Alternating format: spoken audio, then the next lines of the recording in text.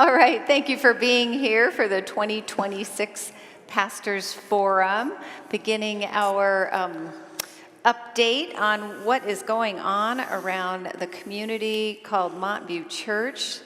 And the purpose of this forum is to reflect on our faithfulness as a community, not just our productivity, not just the activities, but they are signs of what's going on in the health of the life of the church. But why don't we begin with prayer? All right. Gracious God, thank you for this opportunity to gather, to take stock, to listen to one another, and to celebrate. Be with us at this time and in our words and thoughts and celebrations. In Jesus' name, amen. All right, we have some stuff to cover. So we are going to start with the stuff, all right? Well, I do want to begin naming our gratitude for the session for our elders, our 13 elders, our 12 adult elders and one youth elder, but an elder. And they have worked so hard, and I again want to give thanks for those who are rolling off and for those who are starting a new 3-year cycle. They have worked hard. The ones who have just rolled off came in at a big time of transition in the life of the church. And so they have held the ship very steady, and we just give thanks for them. Absolutely. So thank you to the session members. This past year, our third-year coordinating elder was Carrie Hansen, and this year coming up for 2026, our coordinating elder will be Jeremy Willius. So thank you, Jeremy, for saying yes to that call. Any other? And of course, our deacons. Too. Let's celebrate deacons. Yes, of course. Our deacons are incredible. They're the most fun people in the church.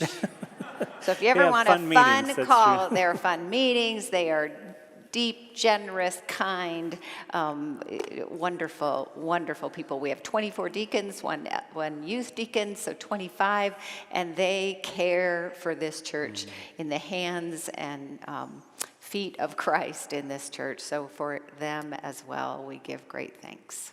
Yeah, let's clap for deacons.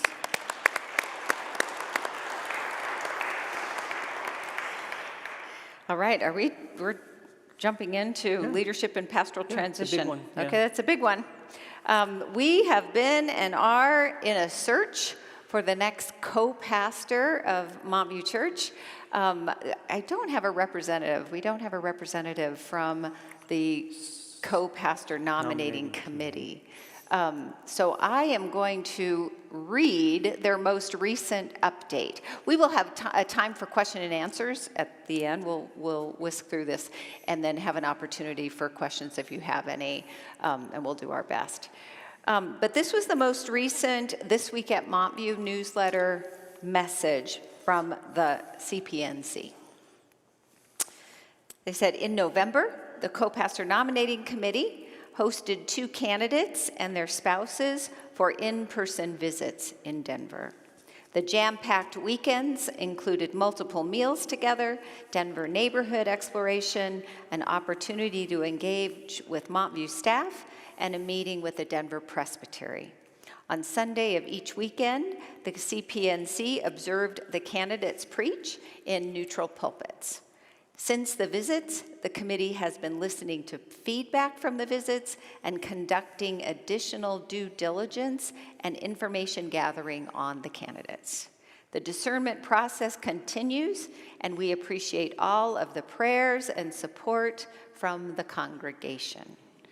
We are very appreciative of the work that this 10-person committee has been doing since October 30th, when they were installed by you to be in charge with finding the next co-pastor of Montview. So they've been at this for over a year, and we knew that it takes a while to do this process because we're Presbyterians. You do realize the Pope is elected within a few weeks of the former pope, but not Presbyterians. We just take our time. Anyway, they're doing great work, deep work. Anything you want to add to that? Well, just tireless work. You know, the amount of hours that the committee puts in, and to Clover's sermon on discernment. So we're so grateful for their hard work, and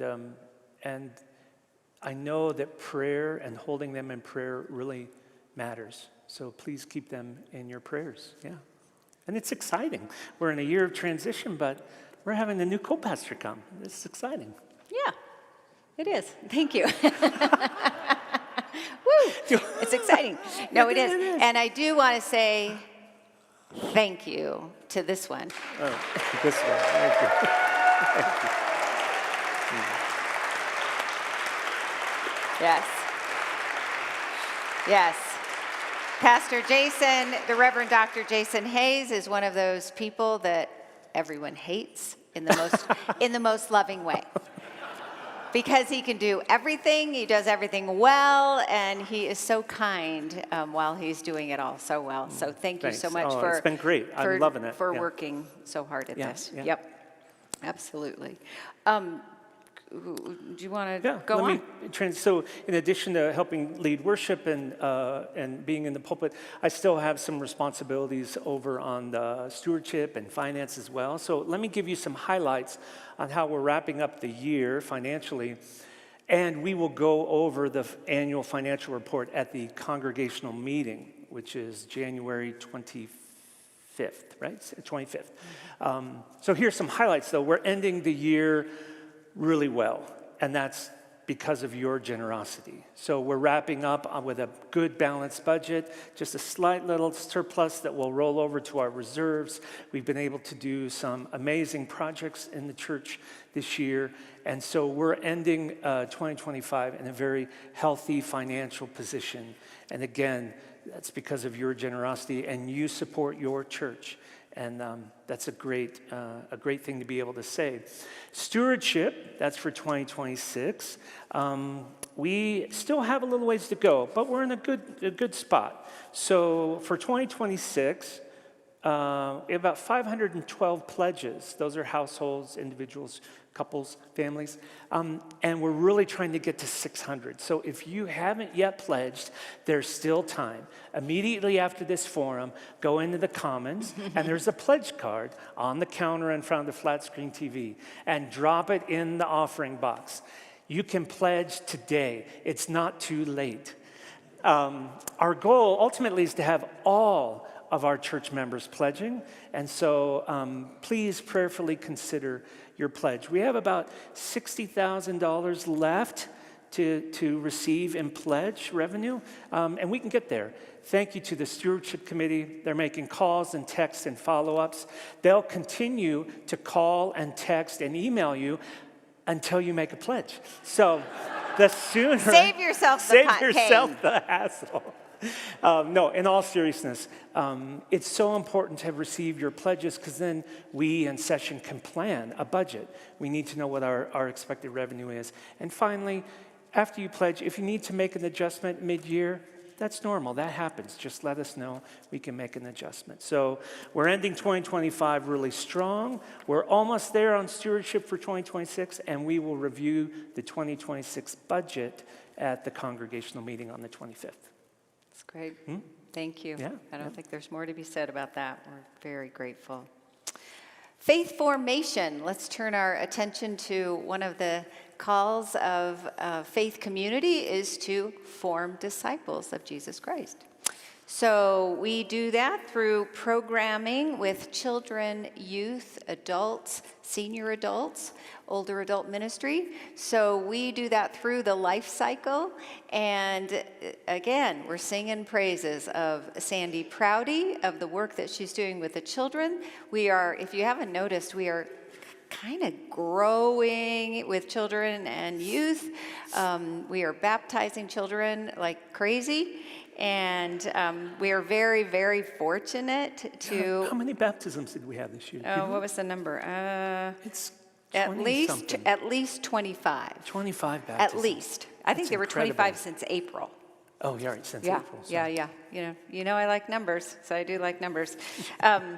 And the youth program, again, vibrant, robust. The confirmation class, they are amazing. They have about 20 eighth graders in there. I've seen them in action, and they are serious. That's an 8-month program that Pastor Amanda runs. And we had a record number of kids last summer, if you recall, that went on 4 different mission trips. And they were filled, all of them filled, and we've already, tomorrow is the deadline for summer mission trips this summer because they're filling up so quickly. So a robust program. Pastor Lorraine has hit the ground running here at Mountview Church. She's been here 2 years, and the older adult ministries are, again, kind of bursting at the seams, robust. The spirituality and aging class that she has offered 3 times now, each of them filled up. New groups are forming for older adults for faith formation and commitments and connections and all the things. So we are so grateful for that hire for Lorraine Leist and the hire, the job that she is doing, the ministry that she is doing in Denver. Adult education, I have to brag. I mean, that group, it's an amazing program. Both on Sunday mornings, what the programming is, on Sunday mornings, what we offer, how lucky we are that there are people around the city and country that are excited to come and teach at Mountview Church. We've never had someone turn us down an invitation to come and teach. So we're very grateful for that. We're grateful for the committee, all the small groups that have developed in this last year. So we're really trying to pay attention to the results of the Holy Cow, assessment, the congregational assessment that said we want more small groups for faith formation and we want more opportunities to connect. So I think and I hope that you've seen that and that you see that happening here. We've heard you. Colleen? And the grant? Oh, we're going, You want yes, to do that? yeah. So also, maybe you've heard or seen our new youth fellow named Colleen Mackey. Colleen came to us from seminary. Colleen finished seminary at Vanderbilt, got a Master's of Divinity, and is in process of being ordained in the Baptist Church, the Progressive Baptist, I think, something like that. Alliance American, Yes. the Progressive Baptist. But sometimes you just become Presbyterian when you hang around Presbyterians. So I think jury's out on that. So, don't tell Colleen. We won't tell Colleen. Anyways, Colleen has been taking Pastor Amanda's place for the 3 months Pastor Amanda's on sabbatical. Colleen is amazing. Yeah. And earnest and kind and positive and just is a great addition to the staff. I'm going to connect that with good news. We have had a kind of a group trudging along of 20s and 30-year-olds in the church. Maybe you've heard about them doing different, maybe a study group and some activities together because we have this growing kind of number of 20s and 30-year-olds. And again, bucking a trend nationally. And so we applied to the Denver Presbytery for a grant, and it was called a Shared Ministry kind of innovative programming grant. And so we applied for some dollars to help us launch, get off the ground a real ministry for 20s and 30-year-olds. So we got some dollars. They gave us a $10,000 grant for 2026, and so that will help us fund. Now back to Colleen. Colleen will probably take on those additional age groups. So helping Amanda with some youth and doing some work with 20s and 30-year-olds. And so we celebrate. God is good, and the Presbytery is generous in helping us in this vision that we have. So stay tuned. Yeah, it's exciting. And It Colleen's is. done some young adult ministry. Yes, they have that's some right. experience already in That's that. right. Yeah. Colleen has experience with the young adults. All Okay, right. should we do staffing? Yes, go. Yeah, okay, so we have some changes with staffing in a congregation and a staff our size. That's always the case. There's always change here, change there, change there. The big one that you will, if you read the This Week at Montview, is John Thexton, our interim director of operations, has departed, and that was planned. John is in discernment in moving his credentials from the Church of the Nazarene to the Episcopal Church, and he's starting some pastoral responsibilities at Episcopal churches now. And so we wrapped up some of his projects, and we thought this is a good time. So John has departed. I'll pick up some of those pieces. Some of those projects are being completed with our facilities management company, Aramark, for example. In the summer, you heard that we have a big roofing project, which is starting tomorrow. And that project is going to be managed, a project manager from Aramark. So this is a good relationship that we're developing with Aramark, that some of these big projects that normally I would have taken the lead on, or John, they can take the lead on. We also are reorganizing and doing a bit of an assessment on our needs related to kind of office management, IT, some of those things that John was doing. And in the next month or two, Clover and I will kind of figure out how we reorganize some of those components. The other is that our very beloved Todd Remby, who's in the house somewhere, they're right there. Todd has been our membership coordinator forever, and he's amazing. We have 97 new members. In 2025. In 2025. So Todd and membership committee and this one has been really involved in getting new members to join Montview Church. And that really is his gift. We asked him a couple years ago to take on scheduling and the calendar and some event management. And so I think Todd's ready to hand that off, I think. So we're going to be reorganizing some office management and scheduling, and we'll communicate some of those changes in This Week at Montview. I think that, again, a number, Todd said that last year, in 2025, there were about 3,000 groups and events that took place in this building. Yeah. And Todd said, yeah. And in the same breath, Todd said, "Isn't that great? And I'm done." And I would like someone else to do this now. Yeah, it's So a lot thank of you, work. Todd. It's a lot of work, but good work. Yeah. Do you want to say anything about the security firm that we're now with? Go ahead and that'd be just great. address it there. Yeah. So in the past year and a half, staff and session have been engaging in security assessments with organizations that do assessments for religious organizations.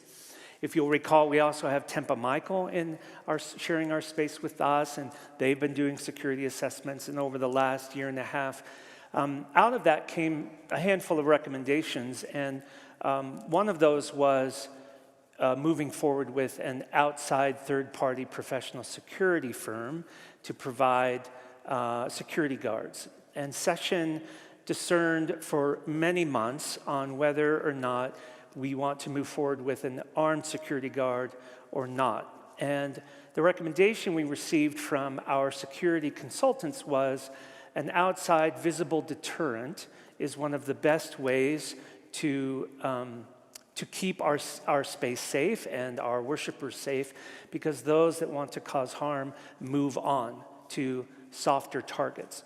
Now, we sent out an all-church email about that, explaining how we got to arrived at that decision. And if you don't recall reading that, or you'd like to see it, we have printed copies of that all-church email back in the usher's closet.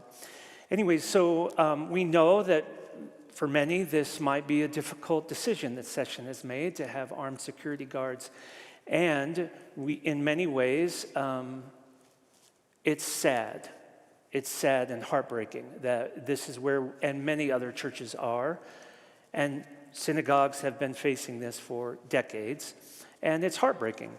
That said, Session is going to continue to listen and discern, and at the end of the program year, we'll assess and get all the feedback, and we'll make some decisions about, do we modify the current plan or not. So we also, let me add, have, in addition to the security guard, we have our safety and security team up and running now. So we have a captain each Sunday, which the captain has several protocols to go through around radios and checking doors. We have what we're calling worship attendants. Those are people in the worship space who are keeping their eyes on what's happening and they've done some initial training on situational awareness, what we call the power of hello, like connecting with someone who we're not sure if is going to create security challenges.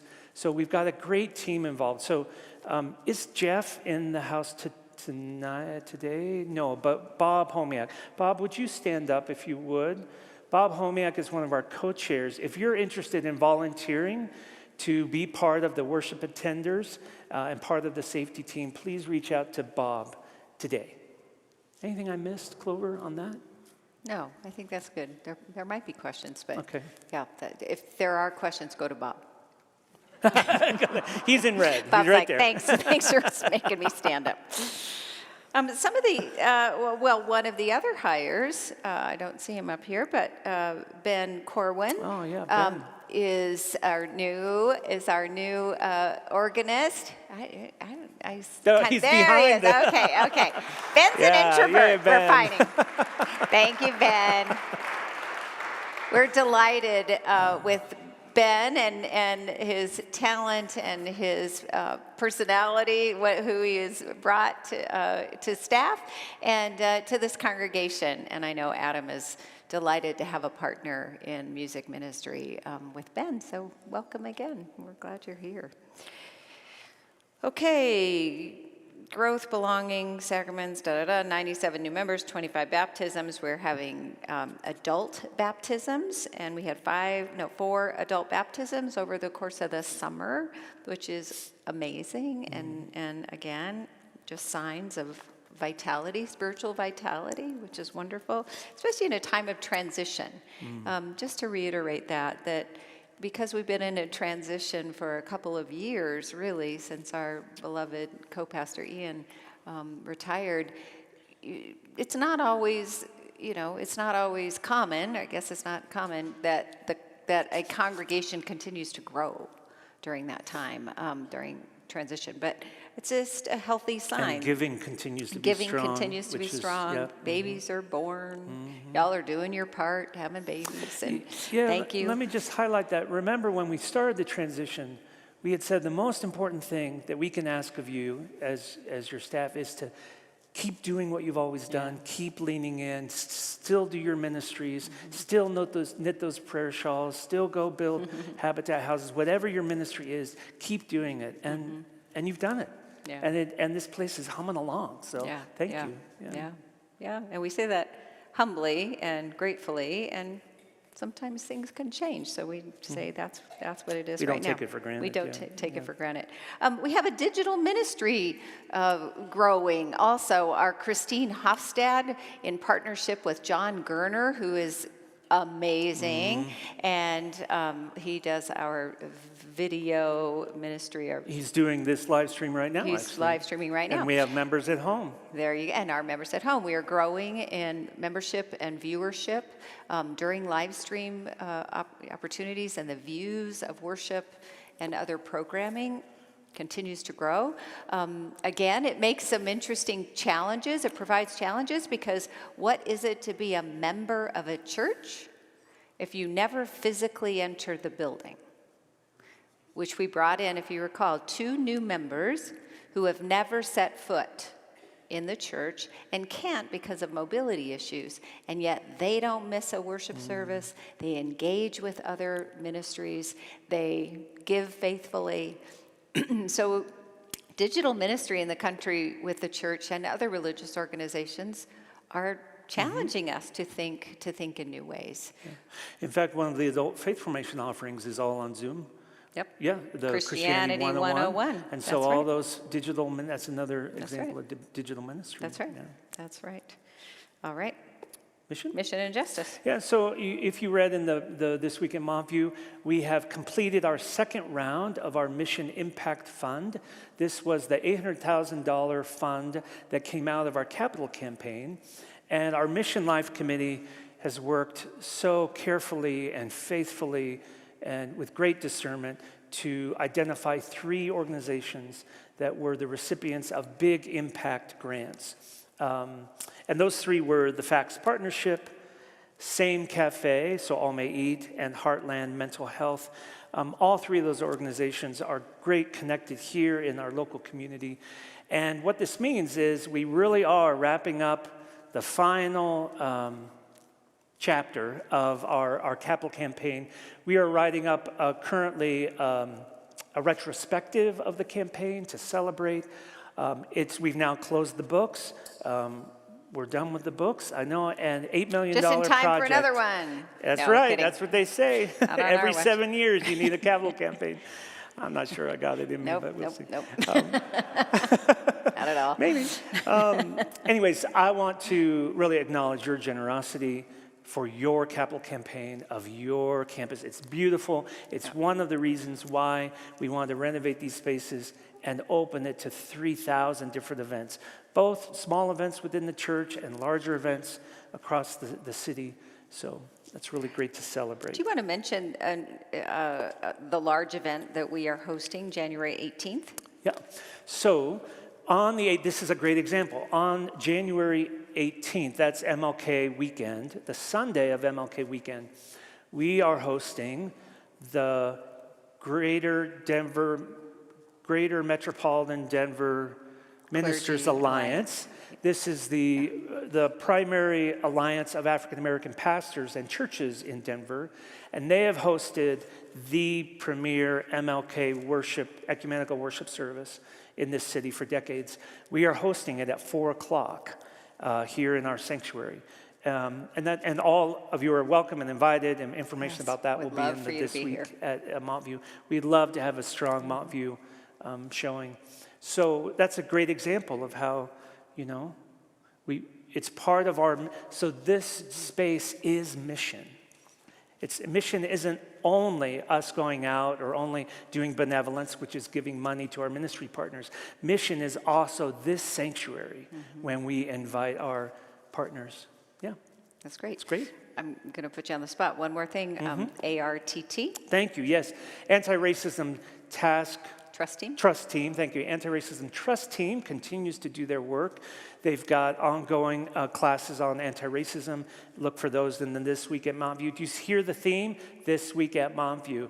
Read This Week at Montview. And if you're not getting This Week at Montview, let us know. Let the office know. We want to make sure you get it. As you know, when we shared with you about a year ago, Anti-Racism Trust Team and Session developed an anti-racism statement that articulated our intention and our sense of call to be and embody anti-racism in our congregation. So look at those opportunities that the anti-racism TISB books, the TISB studies. book studies. I'm just curious, how many of you have taken one of the TISB studies? Look at that. Oh, come just on. look around. Hold on, leave your hand. Look at that. Celebration. That is phenomenal. That's great. ARTT, this is the fruit of your work. There it is, right there. Be really grateful. Thank you so much for continuing to do your work in awareness about racism and white supremacy and our role in it, and to look at ourselves. I think that's the big work. So thank you. And thank you to Carol Pauls and Charlie Bruce, who were the co-chairs of the Anti-Racism Trust Team. All right, what else? I mean, I guess I'll throw out there because it just needs to be said. The Montview staff, every person on the staff, and we'll name those particularly at the meeting and the annual meeting on the 25th, but you have an incredible staff. All the folks here care so much and give so much with great attitudes and good humor. And we've had to laugh a lot in the last year. We have. And we do.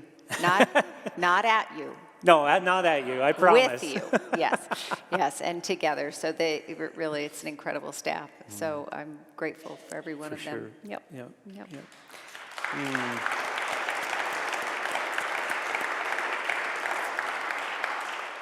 All right. Right. I think that's kind of what All we right, have. what we have to That offer. gives us some time A few time. for... Todd, you got a have, mic? Yeah. And Doug. Good. Okay. Doug and Todd Would have you- mics if you want. Would you please stand up Stand, because we're please. on live stream and people won't hear you Yeah. if you don't stand up. If you have a question, comments. Yes. Hi, I'm Kelly. I just have a question about all the security conversation. Is that just while we have worship going on? Is it That's a great question. week long so that you guys are protected, or people who are in the building? If you could just explain a little bit more about that, I'd appreciate it. Yeah. Yes, thanks. It is, there's a particular approach, what we call our Sunday morning response strategy. That's for Sunday mornings and worship and, Monday through Saturday, as I'm sure you've experienced, we've tightened up building access. We've tried to distribute many more codes. We have the video doorbell to be buzzed in. And please remember, we have a preschool in this space, and because of our architecture, it's very hard to cordon off the preschool, so the entire envelope of the building, all the exterior doors are important. So that's one of the reasons why we've really increased our security. Remember, just because we have increased security doesn't mean we can't be hospitable. So we still welcome folks in. Please buzz the door. Please come. It does help if you're planning to stop by to see a staff member to schedule a time to do that. Not only because of security, but many of us are working remotely, or we're going to meetings across town, or Dan is going to the bank to do drop deposits. So if you want to connect with a staff member, we always recommend just finding a time to do that. The last thing I'll say is Temple Micah also has their security protocols for their Friday night and Saturday morning services, and those are in conjunction with ours, but they run their own kind of security program for that. Yeah. Kathleen, Jason's sermons have been wonderful. Can he be a guest preacher?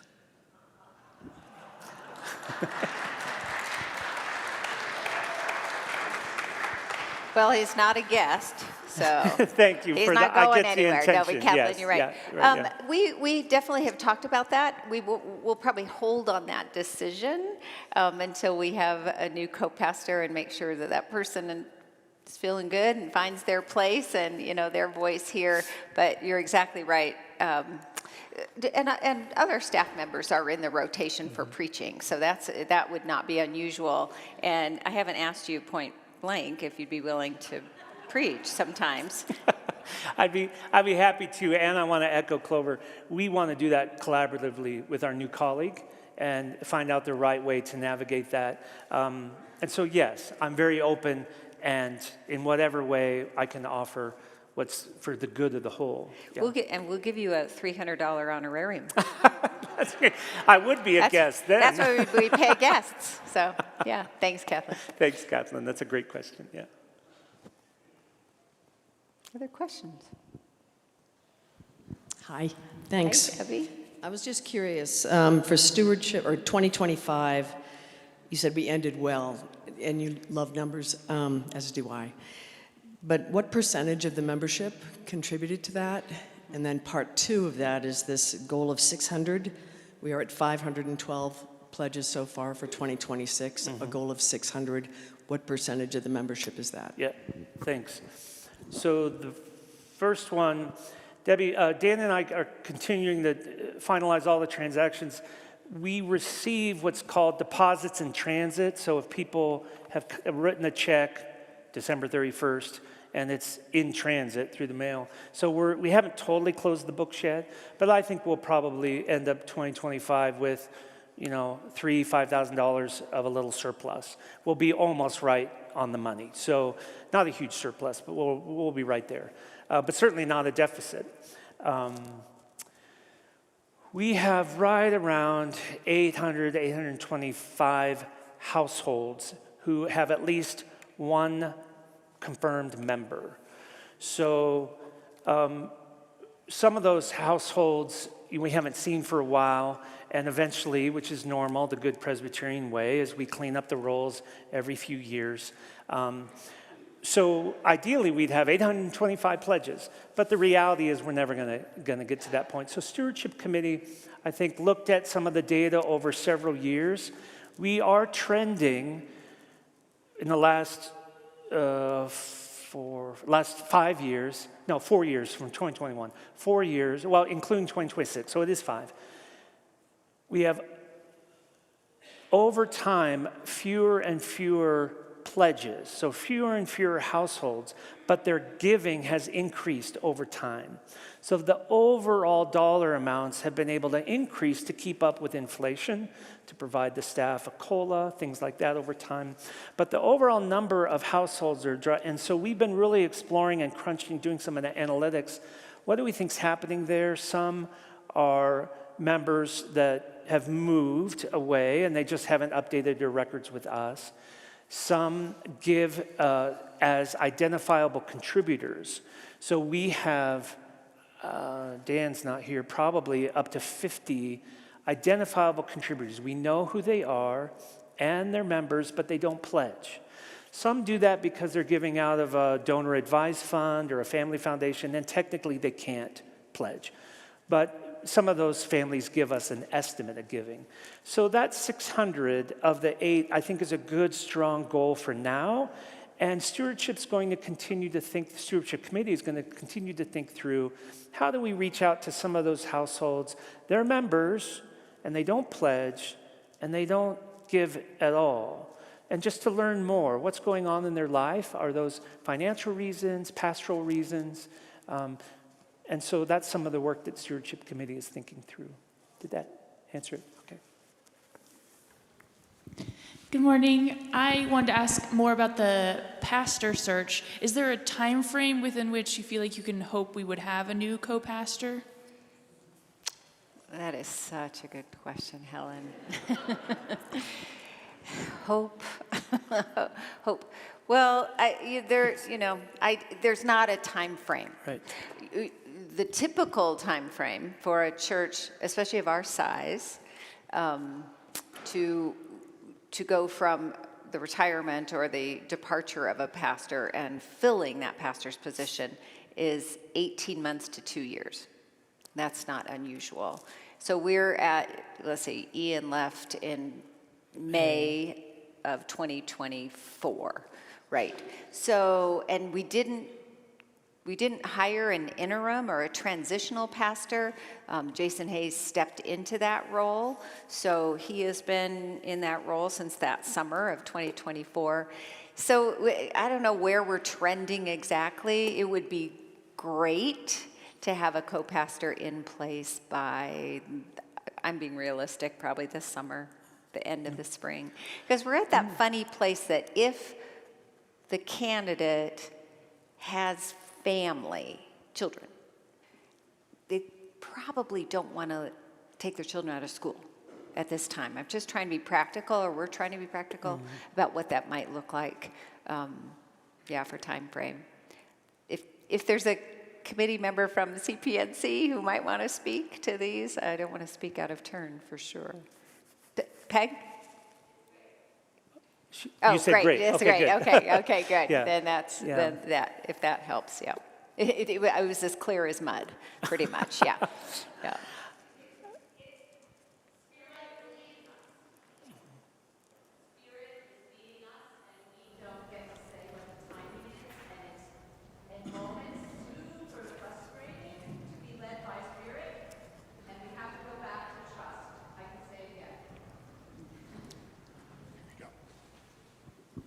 Spirit is leading us, and there are times when that is so frustrating for everyone.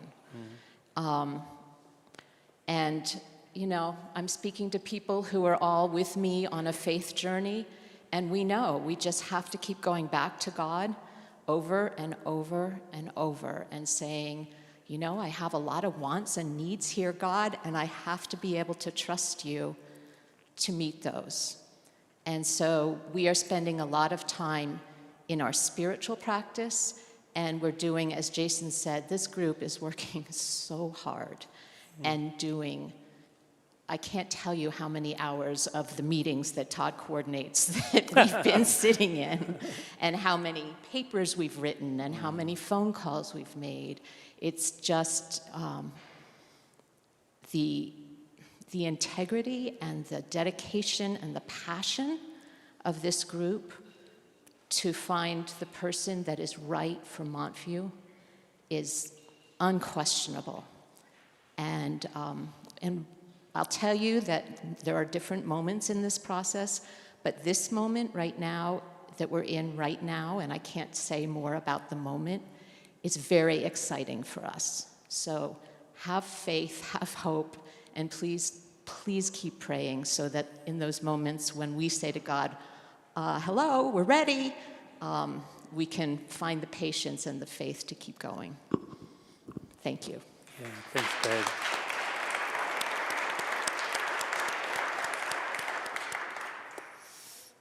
Thank you, Peg. Sharon.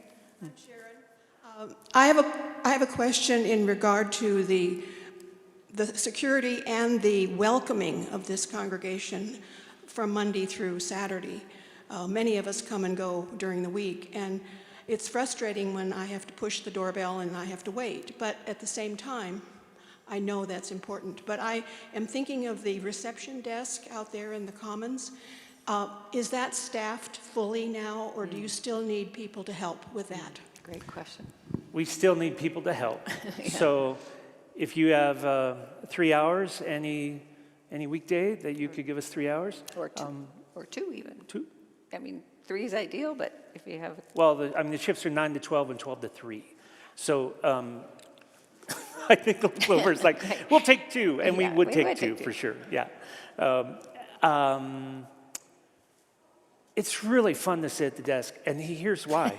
Here's why. I work down there sometimes. Imagine the Commons as your office. It's glorious. It's beautiful. You got light, and you got stained glass, and you got people coming by. It's a wonderful place to spend some time, so we'd be grateful if you would volunteer.